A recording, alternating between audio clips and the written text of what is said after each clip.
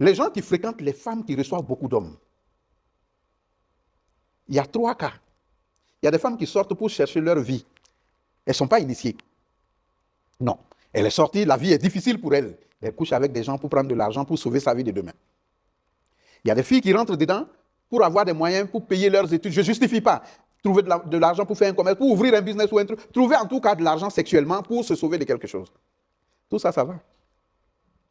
Mais, il y a des pays, sans citer leur nom, qui migrent de pays en pays pour faire la prostitution. Mais si je t'explique, tu vas prendre froid. Oh. Tu sais comment ça se passe?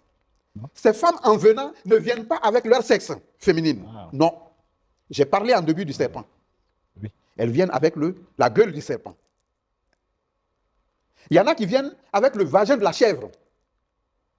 Il y en a qui viennent avec le vagin du chien et de la chienne. Et tu sais ce qui se passe? Elles vont museler toutes les personnes qui passent en elles. Puisqu'elles sont venues en mission d'une confrérie, d'une secte, d'un groupe, on leur dit, tu as droit à nous ramener 90 âmes. Donc 90 personnes. Elle vient au Burkina ou au Mali ou au Togo ou au Bénin, elle vient dans un pays, elle fait 1 an. Au bout d'1 an, elle a ses 90 personnes.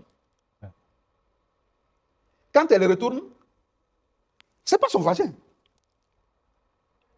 On va l'enlever le serpent, la bouche du serpent qu'on a mis en elle. Puisque quand vous rentrez, c'est dans le serpent que vous rentrez. Vous croyez que c'est le vagin de la femme?